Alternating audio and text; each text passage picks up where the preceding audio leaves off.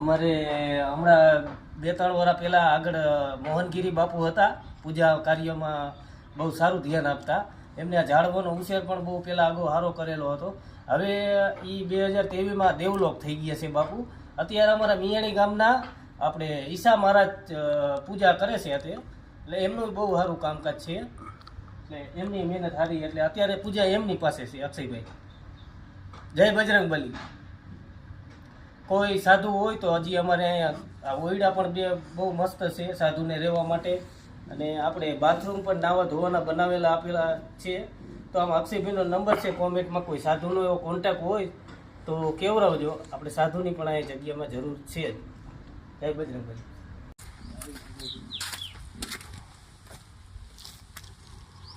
પાછળ અમારું ગામ મિયાણી છે, અને આ અમારા હનુમાનજીનું મંદિર છે. ધોરાવાળા હનુમાનજીના નામે પ્રખ્યાત છે.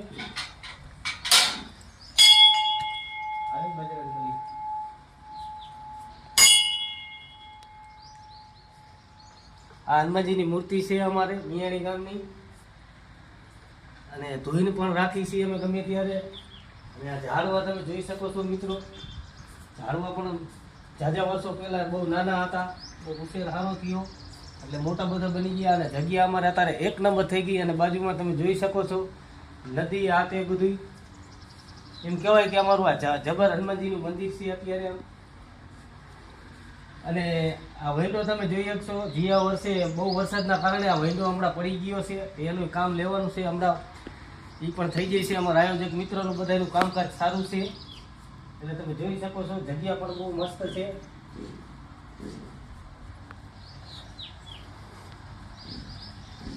અને બાજુમાં બાપુ હવનનો કુંડ પણ મસ્ત છે, તમે જોઈ શકો છો મિત્રો. આ હવનનો અમારે કુંડ છે મંદિરનો. આંકડા છે, માણસો આવી દર્શન કરવા વાળા બેસી શકે છે. મસ્ત જગ્યા છે. આમ જોવા જાવ તો તમે જોઈ શકો છો મિત્રો. આપણે હનુમાનજીની મંદિરના તમે બધાને દર્શન કરાવ્યા, તો આ બાજુ તમને હું દેખાડું છું. ગયા વર્ષે બહુ વરસાદની તકલીફે આ વિન્ડો અમારે પડી ગયો છે, તો અમારા આયોજક બધા હાલ જ છે, પણ એનું કામ પણ લઈ લે છે. એટલે તમે જોઈ શકો છો મિત્રો. આ બ્રાહ્મણી નદી છે અક્ષયભાઈ, સરસ મજાની.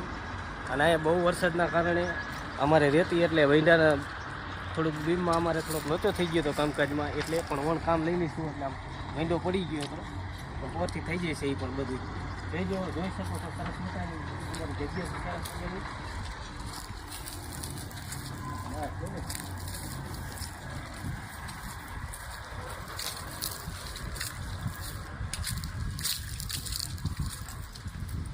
મંદિર પણ મસ્ત છે, જોરદાર બહુ.